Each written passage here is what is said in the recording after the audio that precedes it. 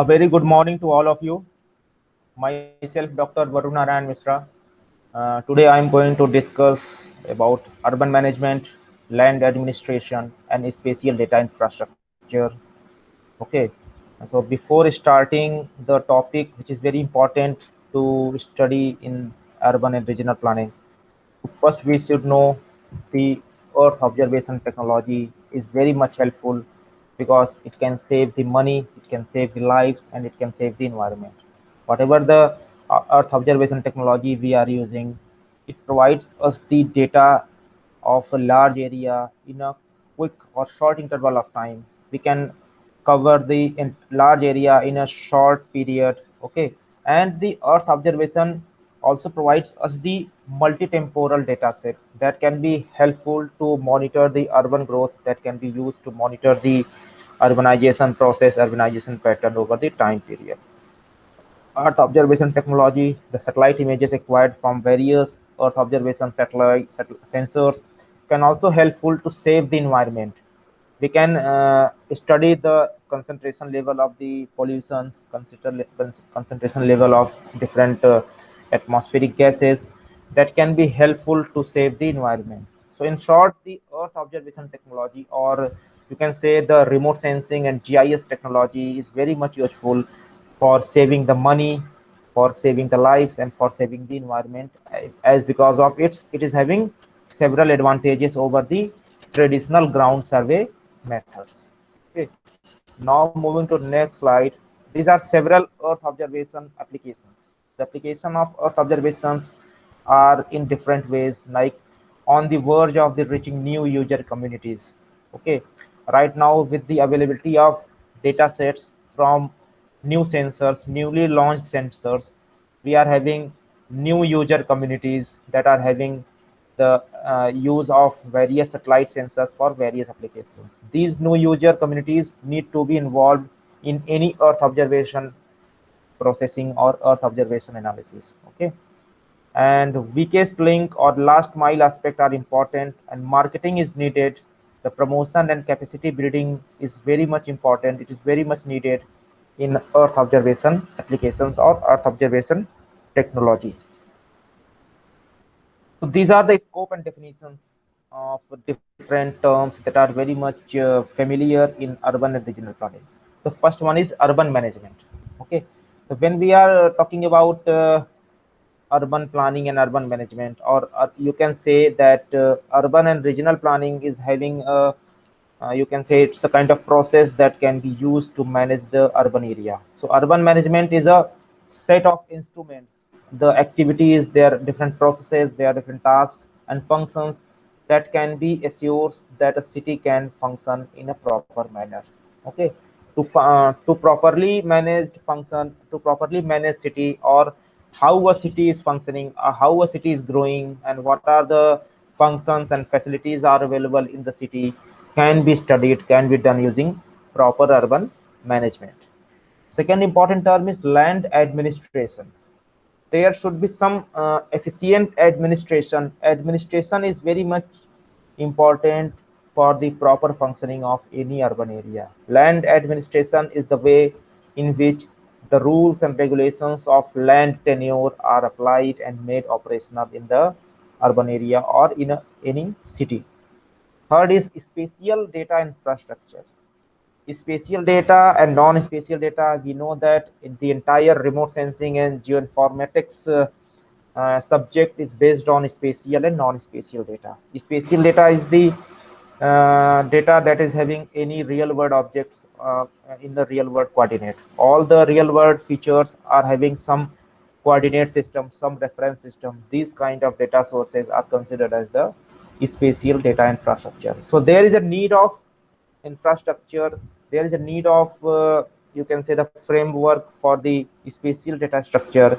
It is a data infrastructure that is used for implementing a framework of a geographic data, and this geographic data may be of any type. It may be point feature, it may be line feature, it may be polygon feature. Okay, and also spatial data infrastructure is very much important to study the metadata. Metadata is the data about data and users and the tools that are interactively connected in order to use the spatial data in an efficient and flexible way. So we need to have a effective framework. We need to have a effective platform that can be used to integrate various data sources, or you can say the various geographic data sources. It can also be having the facility to integrate the metadata. There may be different tools and techniques, different softwares that can be used to create a common framework. And ultimately the user, like the people who are going to use that data, there should be some users, they are going to use the spatial data for a specific purpose. So the entire infrastructure of spatial data, the entire framework that are created, that is required to be created for geographic data, metadata, users and tools that are interactively connected with each other, so that we can use that spatial data in an efficient and flexible manner for different applications. And data infrastructure is a digital infrastructure that can be used to promote the data sharing and consumption. So how you are going to share your data, how you are going to provide the access to the spatial data infrastructure to different user, it's a kind of data infrastructure. Whatever the data you are having, whatever the spatial data you are having, you need to share the data set, you need to promote your data set to several or to multiple users, so that anyone can share and can access your data set for their application. Okay, so these are some basic differences that are very much important for urban and regional planning. Urban management, the land administration, spatial data infrastructure, and data infrastructure. Okay, so but there are several issues and challenges are also there. Okay, in case of proper urban management, rapid urbanization and rapid growth of the population is a issue. It's a challenge. Okay, because of the increasing urbanization, because of the rapid population growth, there is a lot of there are a lot of pressure on the administration for getting involved in the proper urban management. Okay, so we need to have a proper urban management system with all the, you can say, by dealing with the increased urbanization and population growth, because with increasing population growth, increasing or fast urbanization, it is creating the pressure on the natural resources, it is creating the pressure on the available facilities in an urban area. So you need to have, you need to provide, or you need to develop a efficient or sustainable urban management plan that can be used to tackle, that can be used to overcome the problems caused by the rapid urbanization or population growth. Okay, there is also a need of proper land administration. It is necessary for sustainable economic development. If there is no proper land administration, no proper management of the available space, available land, so that can lead to the problem in economic development of that city. So we need to have, we need to develop a sustainable economic development of an area. Spatial data infrastructure is also having some issues, because we need to have the infrastructure, we need to have a system that can manage our more complicated organizational and spatial features effectively and efficiently. We are having a large data sets now available. We are having several data sources, several spatial data sources from various satellite sensors. So we need to manage all these data sources, because in some cases these spatial data sets are very much complicated. So these complicated organizational data sources can be effectively used by having some proper spatial data infrastructure framework. Okay, and there is also an increasing demand from the citizens on the government towards citizen development or citizen involvement. Any project, any government project is also now requiring, it is also having to have some involvement of the citizen of that urban area. So these are some issues that needs to be overcome for urban management, for having proper land administration, for having good and spatial data infrastructure. Okay, so that we can effectively use geoinformatics, remote sensing, and GIS techniques for urban and regional planning. Okay, there are several drivers are also there for urban management.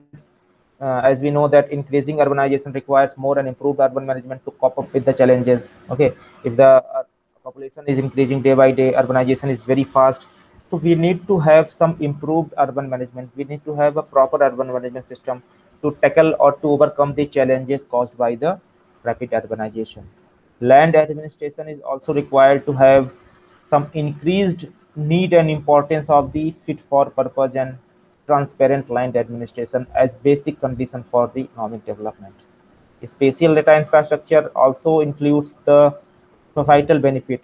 The society is getting more and more complicated, and effective and efficient mechanisms are needed for the governance.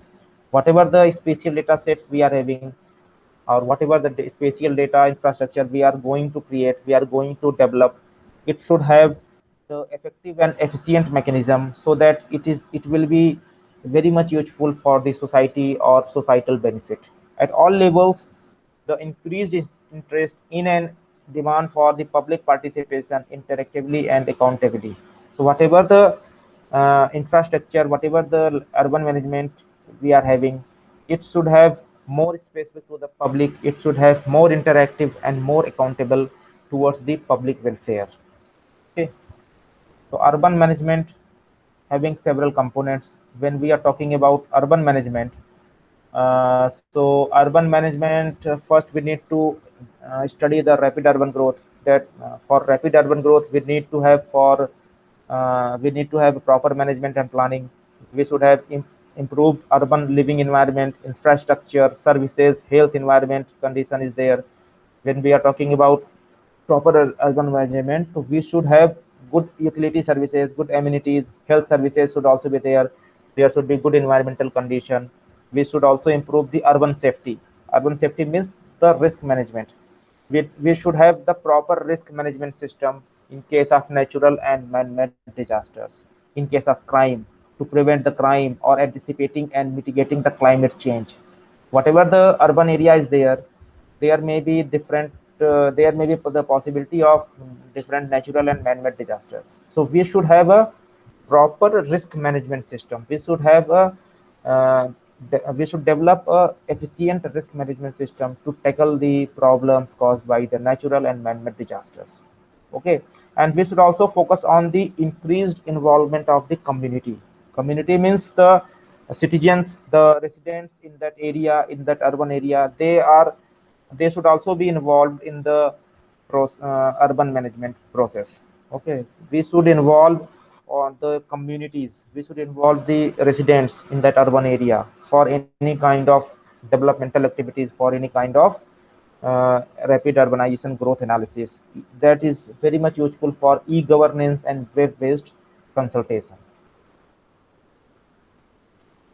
So this is the graph showing the absolute urban growth between developing countries and developed countries. As we know that the developing countries are facing the rapid urbanization, rapid population growth in comparison to the developed countries. So starting from 1960 and up to 2000, you can see the increasing trend of developing countries. Whereas in case of developed countries, they are having almost a straight line. Means they are not having very much high urban growth in comparison to the other part of the world. So developing countries, including India and other Asian countries, they need to focus on the more efficient and more uh, accurate urban management system for tackling or for overcoming the problems caused by this kind of rapid urbanization growth or rapid population growth. Okay, this is the absolute growth pattern between developing countries and developed countries. Now this is the graph, this is the figure showing the relative urban growth among different continents around the world. So when we are talking about the African continent, and this is the graph showing the percentage of urban population in the 1950, 2000 and 2030. So in Africa, you can see up to 2030, it is expected to have 55% of the urban population. In Asia, it is expected to have 53% of the total urban population in comparison to the 17% of the urban population in 1950 only. Latin American countries or Caribbean countries, they are also having the high tendency of having urban population, it is around 83%. It is expected to have 83% of urban population in year 2030. And more developed countries, like developed countries including USA and Italy, France, Germany, and other European countries, they are having the probability to have around 84% of the urban population in 2030. And when we talk about the relative urban growth in terms of world, so the entire world, the Earth, the entire globe is expected to have around 60% of the total urban population. Means it is expected to have 60% urban population living in urban area in year 2030. So you can see that urban growth is very fast. The rate of urbanization is very fast. Okay, the population living in the urban area is also increasing day by day. So they are causing problem to the local environment. They are causing problem to the climate of the regional level. So we need to have proper land management or proper urban management system to tackle or to overcome the problems caused by this kind of rapid urbanization and rapid population growth. Okay. Land administration is a fit for purpose and transparent system. Okay. When we are talking about land administration, it should have some purpose and it should be transparent. Whatever the land administration working in an urban area, it should have the facilities, or it should have a transparent and purposeful administration. Like it should work on the improvement of security of the tenure. There should be improved land resource management. We should have the proper management system to utilize the natural resources. There should be the reduction of the land disputes. Okay, and it should also work. Land administration should also work on increasing the revenue, and also they should focus on the credit security. So the land administration in a city or in an area will we should focus on the improvement of the security of tenure, improvement of the proper management of natural resources or land resources. There should be less cases of land disputes, and they should also focus on the increment in the revenue and also having the credit security. So these are some basic requirements for any land administration. It should have some purpose and transparent. Okay.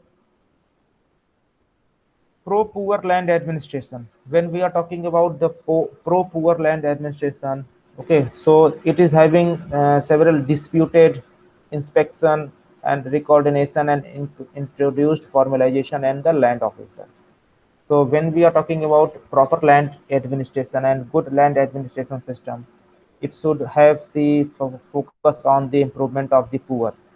They should work on the welfare of the poor living in an urban area. Okay, they should also having the facilities to establish pro poor context, like assessment of the national and community conditions. They should also focus on the uh, continuum of the land recording, that there should be some system that will be ownership by the state and community. Okay, so this is the graph, this is the figure showing the pro poor land administration. So this is very much important, that when we are talking about land administration, they should be pro poor. They should be more focused on the welfare of the poor person, poor public, poor population living in the urban area. These are some earth observation applications. Okay, so now we can having several applications of earth observation for urban management. Like these are the uh, images. This image is showing the lidar map of a Manhattan city of USA. Lidar can be used for creating the three-dimensional view of a urban area or a city, that can provide us the comprehensive overview of the condition of the buildings, or it can also show you the structure of different buildings in that urban area, that can be used for the proper urban management. Okay, this is the use of lidar. Earth observation can also be useful in contributing urban management. Slum mapping can also be done using earth observation data sets, earth observation technology. Okay, because the mapping and monitoring of slum is very important when we are talking about sustainable urban development or sustainable urban planning. And earth observation can also helpful in the land administration. So the spatial data infrastructure plays a vital role in all three applications: urban management, slum mapping and monitoring, and land administration. Now moving to the next slide, these are some examples of the utilization of earth observation images or earth observation data sets for proper urban management. You can see we are having the satellite images at various spatial resolutions. ICONOS images are now available at 1 meter spatial resolution. Then ICONOS multispectral images are having the spatial resolution of 4 meter in multispectral mode. Spot image is having 10 meter spatial resolution. Aster images are having 15 meter spatial resolution. So now the earth observation images or the satellite images are available at varying spatial resolution, and we can utilize any of the satellite images for various applications, for various urban management activities. So the comparison of the urban objects or the different urban features and land uses in the Netherlands is shown here. In this figure, it is showing the comparison of various earth objects, various earth surface features in case of urban area of the area in Netherlands by different sensors. So you can see the details of a same area when we are going to use different satellite images at different spatial resolution. Now we are having the satellite images at different spatial resolutions, and depending on the use of specific spatial resolution images, we can have more detailed information about the urban features. So here you can have several urban features. First one is recreational area, then roads are there, industrial area is also there. Okay, multi-family houses or single family houses. So you can have the facility to use any satellite images with good spatial resolution to detect and to identify different kinds of urban objects with more detailed information, with more detailed uh, uh, you can say the urban area information. Okay, now moving to the next slide, this is the way in which we can also study the impervious surfaces in an urban area. Impervious surfaces are a problem. It's a kind of problem that can be caused because of the rapid urbanization. So we can easily monitor, we can easily detect the impervious surfaces in an urban area by using the satellite images. Okay, this is the figure, this is the image showing the imperviousness. Impervious surface means the surface who don't allow water to pour inside the surface underground. Okay, so right now, because of the rapid urbanization, most of the surface in the urban area is made of concrete and asphalt and other materials that don't allow water to pour inside the underground. So these kind of surfaces who don't allow water to go inside in the underground surface is known as impervious surfaces. So impervious surfaces are increasing day by day because of the rapid urbanization, because of the continuous construction of the road, buildings, flyovers, dams, anything. So we can also have the facility to use satellite images to study the imperviousness or impervious surfaces over a study area. Okay. Now moving to the next slide, urban management. So urban management can be done by earth observation technologies. Earth observation satellite images can provide a useful and direct indication of different physical forms and morphology of the urban land cover. So we can use different urban population data sets for urban population studies. We can study the health condition, health environment of that urban area. We can study the urban land use and urban heat island effect. We can also use earth observation data sets, GIS technique for crime mapping.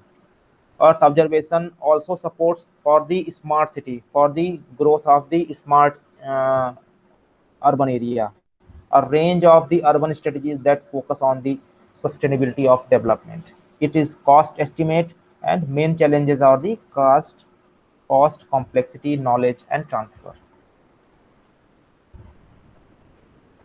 Urban remote sensing, how can earth observation support the sustainable development of the urban environment? So there are several works around the world that can show you the utilization of Earth observation data sets that can support the proper urban management, a proper sustainable development of urban area. So S et al. In 2010, they have worked on the use of Earth observation technology to support the sustainable development of urban environment. In this article, they describe different opportunities for remote sensing with example on the monitoring of urban sprawl. They have used satellite images, remote sensing images for monitoring the urban sprawl and mapping of the impervious surfaces. And on that basis, they have also identified the urban heat island effects. Then remote sensing of urban and suburban area. Okay, Aircel in 2010, they have studied the urban and suburban area by using remote sensing technique. And there is a workshop conducted by NASA in 2009 for the sustainable urban development. In that workshop, they have discussed urban heat island effect, the urban vulnerability to the climate change. Then they have also studied the community participation in any urban development activities and air quality and urban health studies. Okay, so now cities are expanding day by day. Urbanization is very fast. Okay, so in 2013, Copernicus, they have studied, they have reported, you can say the paper for a growing concern of major expanding cities around the world. Then again, they have also in that paper, in that report, they have studied the utilization of satellite images for getting or for designing more habitable cities, keeping Europe on the move. And satellite also helps to monitor the infrastructure stability. These are some examples. Now, this is the example of how we can use Earth observation images, how we can use satellite images for slum mapping. Okay, so these are the images, these are the four images A, B, C, D, and these are four different cities around the world. A is for Ahmedabad, B is for Nairobi, Kenya, image C is showing Cape Town, and D is Kisumu, Kenya. So this is an example of the slum delineation, slum mapping in different part of the world using satellite images. You can see that by using high resolution satellite images, by utilizing more detailed or you can say the satellite images having width at high spatial resolution, we are able to identify and delineate the slum area. Okay, this is an example showing the slum area delineation, slum area mapping in different part of the world. One is the case of Ahmedabad, India, then Nairobi, Cape Town, South Africa, and Kisumu. Okay, so this is the example of how we can use Earth observation data sets, Earth observation technology for delineating and mapping the slum. Slum mapping can be very much slum mapping can be done in effective manner effectively by using Earth observation data sets. The Earth observation images or satellite images supports the mapping and monitoring of different slum mapping areas. Okay, the slum mapping area, when we are going to map the slum area, it should also include the access network, the density of the houses, the shape of the area if it is unplanned. Then the under slum mapping, we should also focus on the connectivity with the neighboring areas. So Earth observation technology or remote sensing images facilitates to monitor the changes in the slum area and to assess the effect of the development interactions or interventions. Okay, this is an example of how we are going to use satellite images for slum mapping. This is an example of the land administration. The satellite images can be used for land administration. Here it is showing the digitalized land parcel boundaries with the help of satellite image of a part in Ethiopia. Okay, so this is an example how we can identify and we can delineate a specific land parcel for improved land administration. This kind of activity can also be known as cadastral mapping. Here you can see each and every land parcel is given a number. So this number is unique to each and every parcel, and by getting the number of each and every parcel, we can have all the information about the land parcel with its size, its owner name, okay, its land use, and any other information related to that land parcel can be there in terms of cadastral mapping or cadastral information. So in the same way, Earth observation facilities, Earth observation images provides us the rapid mapping and the change monitoring in case of land administration. Okay, this kind of high resolution satellite images provided by Earth observation satellites, they supports the high speed cadastral surveying, especially in the rural area. The satellite images can provide the base layer for a participatory approach to land administration and increase the transparency. Okay, so here the Earth observation data sets or the satellite images are very much used for high speed cadastral surveying. Cadastral surveying means we are going to survey each and every land parcel on the ground for getting the actual position, actual scenario on the ground, for getting the better or an improved land in administration. Okay, and satellite images can also provide us to integrate different layers, different thematic layers into a single platform, so that they can have more detailed land administration and more detailed land information system. These are some examples showing the utilization of Earth observation technologies for updating the cadastral mapping or for getting the better land administration facilities around different part of the world. So these are some examples how we can use different satellite images, how we can use different sources of the spatial data for land administration in terms of cadastral mapping, in terms of, you can say, the poor management, proper management system, and a poor land management system, and proper social tenure and social security to the land of a area. Okay, so Earth observation is growing day by day. The facilities and the technologies in Earth observation is growing day by day. Okay, but with the growing Earth observation technology, with the growing development in the Earth observation satellites, they are also having more funding is required in that case. Okay, so growth potential for Earth observation includes the urban management applications, that includes the municipalities, different utility services, international organizations, slum mapping. In case of slum mapping, the main clients for slum mapping are the municipalities and international organizations, several NGOs who are working in slum area. They need to have detailed slum information of that area. Land administration also having the need of the data that is required for the national government or international organizations. Okay. So this is the assessment of geospatial solution. If we are going to use Earth observation data sets, or if we are going to use geospatial technologies, so these are the some characteristics of the geospatial technologies or geospatial solutions to the urban management or land administration. It should have some purpose. There will be the comparative advantages, its complexity to use, the ease of user, cost benefit, sustainability, resilience, reproduction capacity, acceptance, the level of knowledge transfer that is required, ethics, transparency, public accountability, objectivity, and impartiality. So these are the characteristics of the geospatial solutions. These are the characteristics of a solution provided by Earth observation technology in case of urban management, land administration, or slum mapping. Okay, fit to purpose means, and it is an important but often forgotten the requirement. In other words, it is really a solution or just an attempt.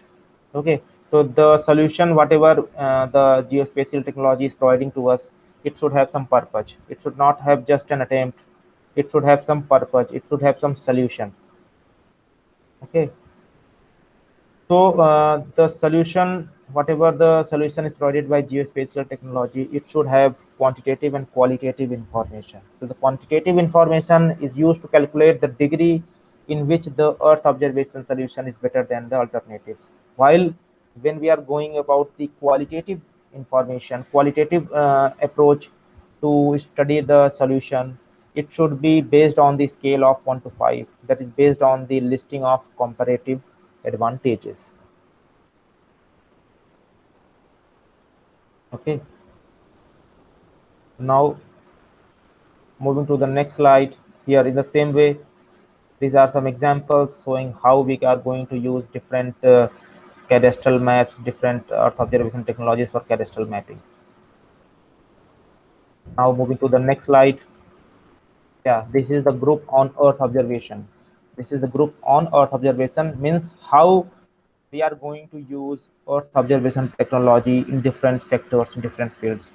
We are having several applications of earth observation in biodiversity, climate change, disasters management and mitigation, weather studies, water resource management, energy, health, agriculture, ecosystem services. Okay, and also we are having several applications in navigation, in you can say the navigation in satellite, navigation of satellite, navigation in sea, and any other navigational purpose is also there. So earth observation technology, earth observation process, earth observation methods, or you can say the satellite images provided by the earth observation satellites are having various applications for the benefit of the society.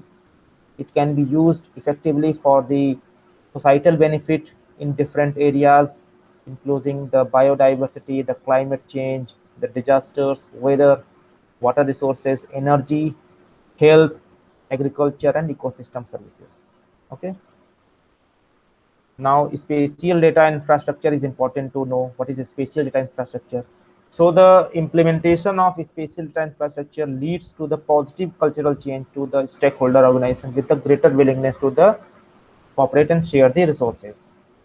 Spatial data infrastructure means it should facilitate the better coordination and avoidance of the duplication of the data sets. Whatever the data sets we are having, if we are going to have good coordination between multiple organizations, so we can easily share the spatial data between different organizations. That is known as spatial data infrastructure or spatial data operability. Means whatever the data we are having, we can share with other. Whatever the data some other organization is having, they can share with us. So there may be the interoperability of the spatial data among different organizations working on the same domain. If there are multiple organizations, they are all working on geoinformatics applications, so they can share the data sets with each other. So this kind of sharing and interoperability are known as spatial data infrastructure. Spatial data infrastructure is very much important when we are having the case of data duplication. We are working on the same way. Now another agency, they are also working on the same aspect, same topic, so there may be the data duplication. So there should be better coordination so that there should not be the data redundancy or duplication of the same work in multiple organizations. And spatial data infrastructure also improves the understanding among different agencies working in the government sector or private sector, and it also facilitates the application for citizen and local business that is related to the land and property. So it is very important to have a proper spatial data infrastructure so that we can have the data sharing facilities. There should be the less data redundancy, and we can use the data sets in a proper way, in a proper uh, effective manner for different applications. So spatial data infrastructure having four goals: governance, data access, and interoperability. Whatever the data sets we are having, it should be having good governance that can be used for the establishment of the governance sector. Government requires these kind of data sets. Data, we ensure the capturing and preservance of the data sets and management of different geospatial data sets. Access, we ensure that the data sets can be accessed to anyone. Any agency or any organization can access that data source, can access that data that is provided by us or any other organization. There should be interoperability. Interoperability means various organizations or various government agencies should have a system so that they can easily exchange, they can easily access the data sets of their database. Okay, for different applications, for different purposes. These are some you can say these are some attempts that can made that can tried over these different part of the world. Like in Europe, there is a advanced regional spatial data infrastructure in 2009. They have a spatial data infrastructure at a regional level to compare different spatial data infrastructure goals in European countries. Okay, the socio-economic impact of the spatial data infrastructure of the Catalonia. Okay, so these are some examples how we are going to use or how we can use spatial data infrastructure for different applications. These are some case studies. Okay, so there is a uh, organization that is known as Geospatial Science and Technology and Development. It works under UNCTAD. Okay, and this report says that the state of the art of geospatial science and applications that include the urban management, land administration, and the spatial data infrastructure. There is another report on the user requirement, cost, and different derived benefits and current obstacles for European and global spatial data infrastructure in 2010. That's known as EuroGOSS. Then there is a national spatial data infrastructure of Brazil under World Bank in 2010. This report shows how to establish and sustain a national spatial data infrastructure for Brazil. So these are some case studies. You can say now in different part of the world they are having some kind of spatial data infrastructure. In India, it is also required to have a effective spatial data infrastructure for utilizing the spatial data in a proper and good manner for different applications. Okay, this is another example. This is showing how the data sources or how spatial data sources can be used for developing interoperability specifications. That report is showing that how the requirements and the best practices for interoperability of the geographic and environmental information in the Europe.